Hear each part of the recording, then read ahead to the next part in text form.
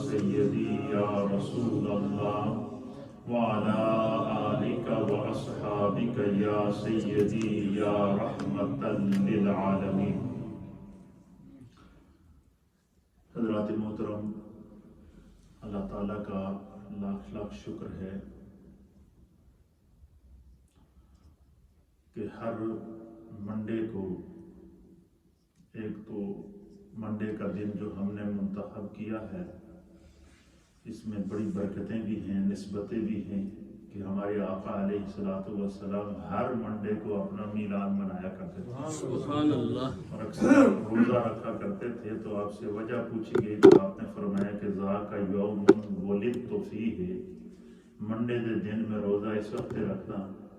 کہ اس دن خدا نے مجھے پیدا کیا۔ تو ہماری محفل الحمدللہ یہ منڈے کی محفل ہے،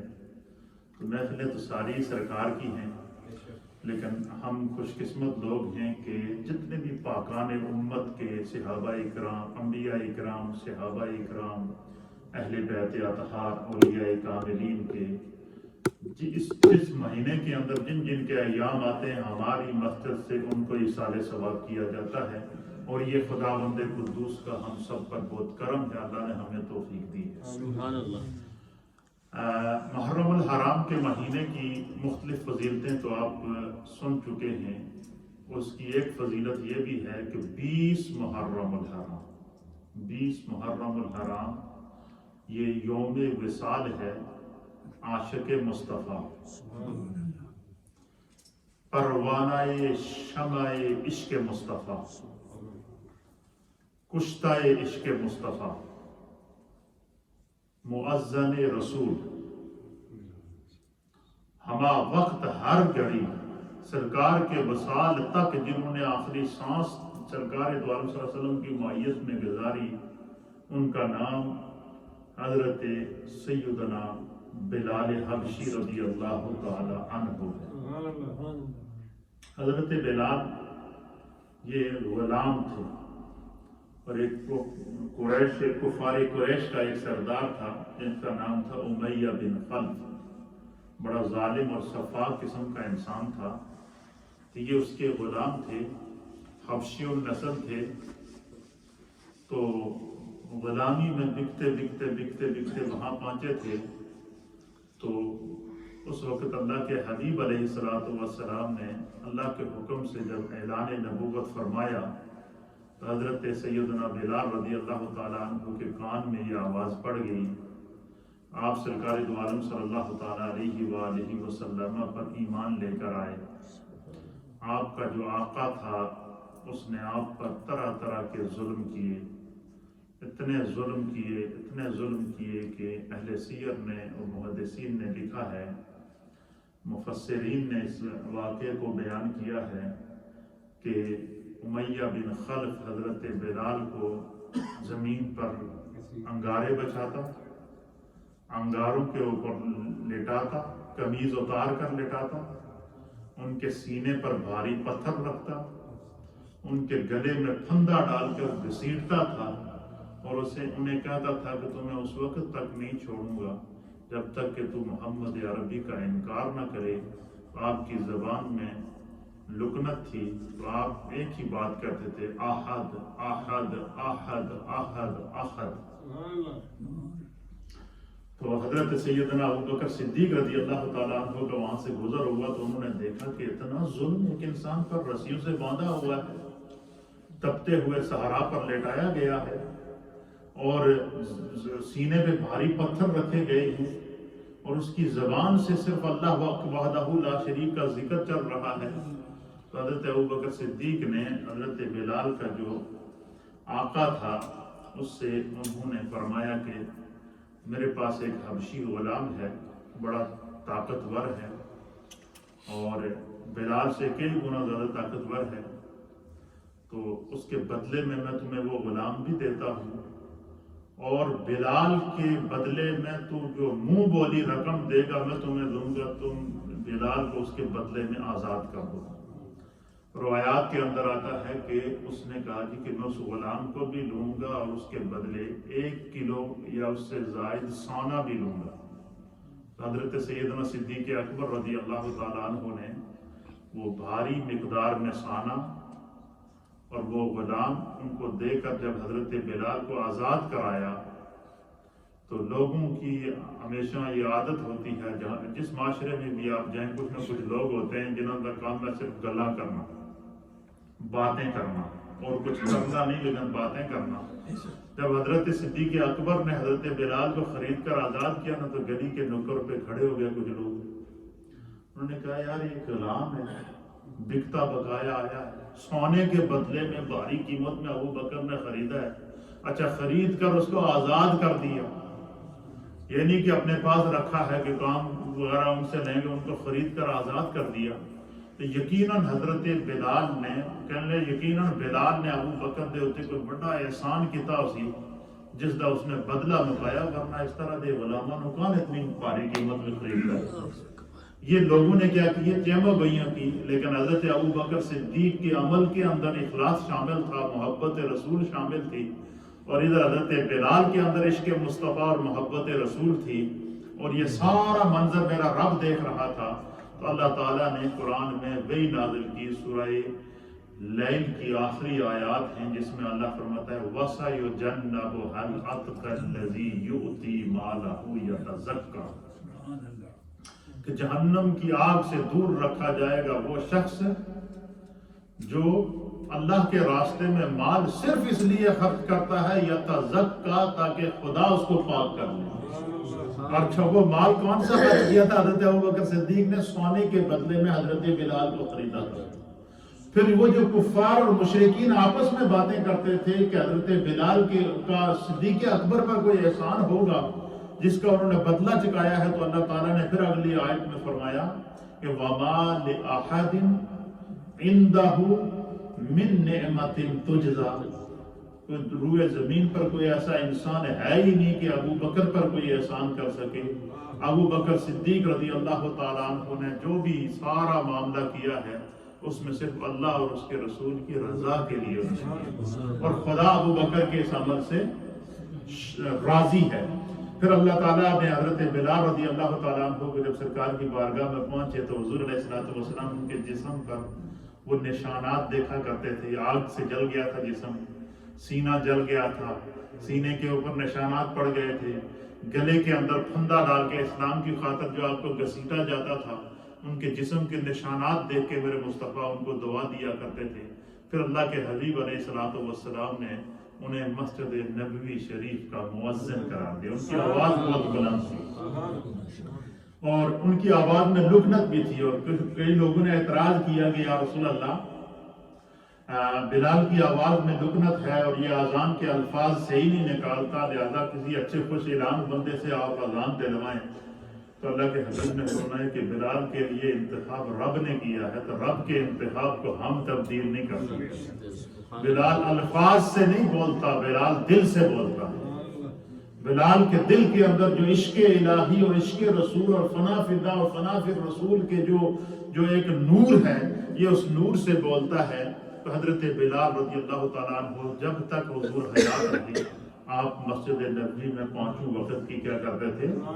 آذان دیتے تھے، اور آذان کے باب میں سرکار نے جتنی حدیثیں بیان فرمائی ہیں اس میں حضور نبینا علیہ السلام کی مراد ہے قیامت تک آنے والے جو مؤذنین ہیں وہ تو تھے ہی تھے، لیکن حضور علیہ السلام کی اس سے مراد حضرت بلال تھی۔ حضور نے فرمایا کہ قیامت کا دن ہوگا، ایک شخص ہوگا جو سب سے آگے ہوگا اور اس کی گردن سب سے بلند ہوگی اور اس کا سر آسمان سے باتیں کر رہا ہوگا اور تمام اہل معاشر اس کو دیکھیں گے۔ حضور نے فرمایا وہ پتہ ہے کون ہوگا؟ فرمایا وہ میرا بلال ہوگا۔ کیوں؟ کہ انہوں نے اسلام کے لیے دیا۔ پھر ایک دفعہ ایسا منظر ہوا کہ اللہ کے حبیب علیہ السلام نے جب فتح مکہ کے لیے جس وقت آپ تشریف لے گئے،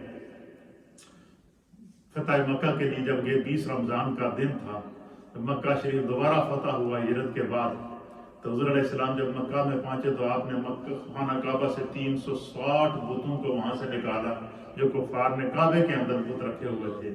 اس وقت اللہ کے حبیب علیہ السلام نے فرمایا این البلال، میرا بلال کتنے ہے؟ میرے بلال کو بلاؤ۔ حضرت بلال کو جب بلایا گیا تو حضور علیہ الصلوۃ والسلام نے حضرت بلال سے فرمایا کہ آج تو کعبے کی چھت پہ چڑھ کے اذان کہے تاکہ پورے عالم کفر کو پتا چل سکے کہ آج فتح مکہ ہے، آج کعبہ کو اللہ تعالیٰ نے اس کا قیامت تک کے لیے حقیقی وارث عطا فرما دیا۔ حضرت بلال کعبے پہ چڑھ کر کعبے کی چھت پر چڑھے تو تھوڑے سے خاموش ہو گئے، تذبذب کا شکار ہو گئے، سوچنے لگے۔ سرکار دو عالم صلی اللہ تعالیٰ علیہ وسلم نے فرمایا کہ بلال کیا پریشانی ہے، کیا سوچ رہے ہو؟ تو آپ نے عرض کیا کہ یا رسول اللہ، مکہ مدینہ طیبہ میں جتنی اذانیں دی تھیں تو میں نے رخ کعبے کی طرف کیا تھا، اب آپ نے کعبے کی چھت پہ چڑھا دیا ہے، اب میں رخ کدھر کروں؟ تو اللہ کے حبیب علیہ الصلوۃ والسلام نے فرمایا کہ تو کعبے کی چھت پر ہے، تو جس طرف رخ کرے گا ادھر ہی کعبہ ہے، ادھر پیچھے رخ کرے گا ادھر بھی کعبہ ہے، ادھر رخ کرے گا ادھر بھی کعبہ، ادھر رخ کرے گا ادھر بھی کعبہ۔ حضرت بلال کہتے ہیں کہ پھر میں سوچنے لگا کہ میں رخ کدھر کروں، تو آپ کہتے ہیں کہ پھر میرے دل نے آواز دی کہ رخ ادھر کیوں نہیں کرتا جہاں کعبے کا کعبہ بیٹھا ہے، کہ سامنے سرکار بیٹھے ہوئے تھے، بلال کعبے کی چھت پر تھے اور کھڑے ہو کر اذان دے رہے تھے۔ حضرت سیدنا بلال رضی اللہ تعالی عنہ جتنے بھی غزوات رسول ہوئے ہیں، جتنے بھی غزوات، چاہے وہ غزوہ بدر ہو، غزوہ احد ہو، غزوہ احزاب ہو، غزوہ حنین ہو، جتنے بھی غزوات ہوئے نبی علیہ الصلوۃ والسلام کی حیات میں، حضور علیہ الصلوۃ والسلام کا یہ معمول ہوتا تھا کہ جب غزوات کے لیے روانہ ہوتے تو سب سے آگے، اپنے سے بھی آگے حضور کس کو رکھتے تھے؟ حضرت بلال رضی اللہ تعالیٰ عنہ، اور ان کے ہاتھ میں جھنڈا ہوتا تھا اسلام، وہ اسلام کا جھنڈا لہرایا کرتے تھے۔ پھر ایک مرتبہ تھا کہ حبیب علیہ الصلوۃ والسلام نے، صحیح مسلم شریف کی حدیث ہے کہ سرکار دو عالم صلی اللہ علیہ وسلم فرماتے ہیں کہ میں آج رات کو سویا، حضور نے فرمایا کہ میں رات کو سویا تو میرے رب نے مجھے خواب میں، نبی کا خواب تو کوئی ہم لوگوں جیسا خواب نہیں ہوتا ہے، وہ حقیقی خواب ہوتا ہے۔ حضور فرماتے ہیں کہ رات کو میں سویا تو میرے رب نے مجھے جنت کا وزٹ کرایا، جنت ساری جتنی 8 جنت کے دروازے ہیں اور جنت کی جتنی نعمتیں ہیں، سرکار فرماتے ہیں میرے رب نے مجھے ساری جنتوں کا وزٹ کرایا۔ میں جنت کا، حضور فرماتے ہیں کہ جیسے ہی میرے لیے دروازہ جنت کا کھولا گیا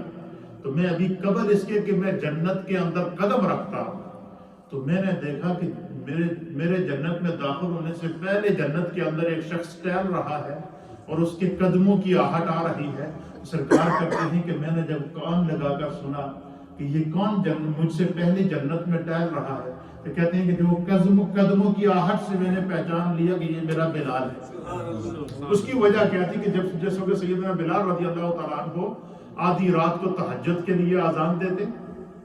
اور اذان پھر فجر کی نماز کے لیے اذان دیتے، اذان دینے کے بعد حضرت بلال کی یہ عادت ہوتی تھی کہ وہ مسجد سے چل کر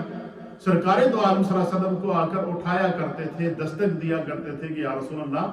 آپ مسجد میں تشریف لے آئیں۔ حضور علیہ السلام نے ان کی ڈیوٹی لگائی تھی کہ اذان دینے کے بعد آ کر مجھے دروازے پہ دستک دے دیا کرو اور میرے پاس آیا کرو۔ تو حضور فرماتے ہیں کہ جس وقت حضرت بلال اذان دے کر مسجد سے گھر کی طرف چلتے ہیں نا، حجرے کی طرف، تو ان کے چلنے کی آواز آتی تو وہ آہٹ ہے۔ حضور فرماتے ہیں جو میں ہر روز سنتا تھا وہ میں نے جنت میں سنی۔ سرکار کے صبح کا وقت ہوا، حضور مسجد تشریف لائے، آپ نے فجر کی نماز پڑھائی، نماز پڑھانے کے بعد نمازیوں کی طرف رخ کیا، رخ کرنے کے بعد فرمایا کہ یا بلال، اے میرے بلال، آپ مجھے یہ بات بتاؤ۔ حضور نے فرمایا کہ اے بلال مجھے بتاؤ کہ تم نے اسلام میں وہ کون سا ایسا عمل کیا ہے کہ جس کی ثواب کی امید سب سے زیادہ ہے، کیونکہ میں آج رات کو جنت میں گیا اور تو مجھ سے پہلے جنت میں پہنچا ہوا تھا۔ ذرا یہ تو بتا کہ وہ کون سا عمل تو کرتا ہے کہ مجھ سے پہلے اللہ نے تیرے میرے استقبال کے لیے تجھے پہلے جنت میں بھیج دیا تھا، وہ عمل کون سا تھا؟ تو حضرت سیدنا بلال رضی اللہ تعالیٰ عنہ کی آنکھوں میں آنسو آ گئے۔ تو آپ نے عرض کیا یا رسول اللہ، یا حبیب اللہ، میرے ماں باپ آپ پر قربان ہو جائیں۔ اللہ کے حبیب علیہ الصلوۃ والسلام فرمایا کہ میں تو جو کچھ بھی عمل کرتا ہوں جو وہی کرتا ہوں جو آپ نے بتایا ہے، البتہ ایک عمل ایسا ہے کہ جس کو میں نے جب سے اسلام لایا ہوں میں نے اس کو جو ہے وہ کبھی ضائع نہیں کیا. تو فرماتے ہیں حضور نے فرمایا کہ وہ کون سا عمل ہے؟ آپ فرماتے ہیں کہ میں جب بھی وضو کرتا ہوں، جب بھی میں وضو کرتا ہوں تو وضو کرنے کے بعد میں 2 رکعت نماز تحیۃ الوضو ادا کرتا ہوں. میں جب بھی میں وضو کرتا ہوں تو وضو کرنے کے بعد میں 2 رکعت نماز تحیۃ الوضو ادا کرتا ہوں. اور اس عمل میں نے کبھی بھی کوتاہی نہیں کی، نہ سستی کی ہے. اور یہ اس عمل کے اوپر کوئی بھی میرا وقت کبھی یہ ٹائم ضائع نہیں ہوا کہ میں نے وضو کیا اور اس کے بعد میں نے 2 رکعت نماز تحیۃ الوضو ادا نہ کیا ہو. اللہ کے حبیب علیہ الصلوۃ والسلام نے فرمایا کہ اے میرے بلال تیرا یہی عمل ہے جو اللہ رب العالمین کو اتنا پسند ہے کہ خدا نے تمہیں جنت میں جو ہے وہ مجھ سے پہلے جنت کے اندر بھیج دیا. تو رات کو سرکار خواب میں جنت کی سیر کے لیے گئے تو کہتے ہیں حضور کہتے ہیں کہ مجھ سے پہلے بلال وہاں پر ٹہل رہے تھے. تو اس حدیث کی شرح کے اندر محدثین اور مفسرین نے لکھا ہے کہ صرف وضو کا اتنا اجر ہے کہ بندہ وضو کرنے کے بعد 2 رکعت نماز تحیۃ الوضو پڑھ لے تو اس کو اللہ رب العالمین جنت عطا فرماتا ہے. تو جو وضو کر کے نماز بھی پڑھتا ہو، تلاوت قرآن بھی کرتا ہو، اپنے بدن اور جسم کو پاک بھی رکھتا ہو اور جو ہے وہ اپنی نیکیوں اور اعمال میں اپنے آپ کو مصروف بھی رکھتا ہو تو اس سے بھی بڑا کوئی اعزاز ہوگا. اس لیے اللہ رب العالمین نے ہمیں جو ہے وہ اپنے پیارے حبیب لبیب نبی رحمت صلی اللہ تعالیٰ علیہ وآلہ وسلم کی امت کے اندر پیدا فرمایا ہے. تو ہمیں جو ہے وہ سرکار دو عالم صلی اللہ علیہ وسلم کی سنتوں کی طرف، دین کی طرف لوٹ کر آنا ہے. اس وقت امت بہت مشکلات کے اندر ہے. آپ مجھے بتائیں کہ پاکستان کے اندر جو اس وقت فلڈ کی صورتحال ہے، سیلاب کی صورتحال ہے، گاؤں کے گاؤں بہ گئے، بستیوں کی بستیاں الٹ چکی ہیں، لیکن ہمارے جو دل ہیں وہ اتنے سخت ہو چکے ہیں کہ اتنے مناظر اپنی آنکھوں سے دیکھنے کے بعد بھی ہمیں جو ہے وہ اللہ کی طرف صحیح معنوں میں رجوع نہیں کر رہے. پھر اسی طریقے سے گزشتہ دنوں کے اندر آپ نے دیکھا ہوگا، گزشتہ 2 سالوں کے اندر، پچھلا سال، اس سے پچھلا سال، پوری امت جو ہے وہ ایک ایسے وائرس سے اور ایسی مصیبت سے گزری ہے کہ لوگ اپنے لاشوں کو اٹھانے کے لیے تیار نہیں تھے. اس سے بڑی بھی کوئی مصیبت ہوگی. اس لیے اللہ تعالیٰ آزماتا ہے اپنے بندوں کو. یہ بات یاد رکھیے گا، جو لوگ کسی سیلاب کے اندر یا زلزلے کے اندر یا کسی وبا کے اندر فوت ہو جائیں وہ مرتبہ شہادت پر پہنچ جاتے ہیں، لیکن یہ امتحان اور پیغام ان لوگوں کے لیے ہوتا ہے جو زندہ بچ جاتے ہیں. اس لیے اللہ تعالیٰ نے قرآن حکیم فرقان مجید میں فرمایا کہ فَاعْتَبِرُوا یا اُولِي الْأَبْصَارِ. تو انشاءاللہ العزیز اس وقت پاکستان کو اور پاکستان کی مظلوم عوام کو اور بالخصوص مصیبت کے اندر جو لوگ سیلاب کے اندر ڈوبے ہوئے ہیں ان کو اس وقت ان لوگوں کی مدد کی ضرورت ہے جنہیں اللہ تعالیٰ نے جو ہے وہ بخیر رکھا ہے اور مال و دولت کی کیفیت سے نوازا ہے.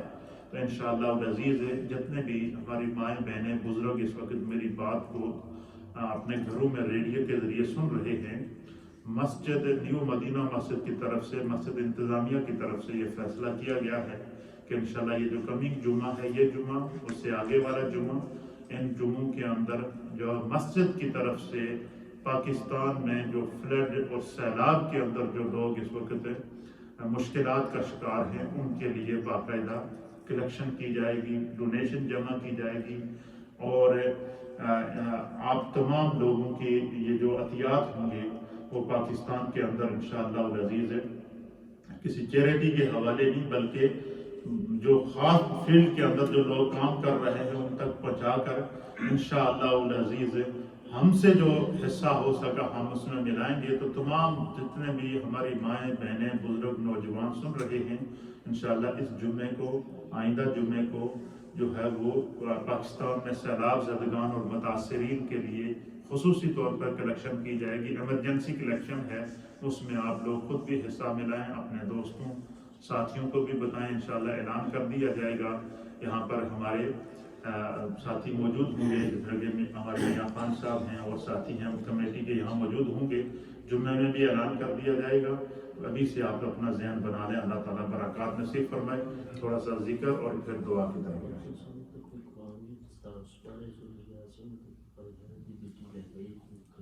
ٹھیک ٹھیک ہے. تھوڑا سا ذکر اور پھر دعا کی طرف. بسم اللہ الرحمن الرحیم.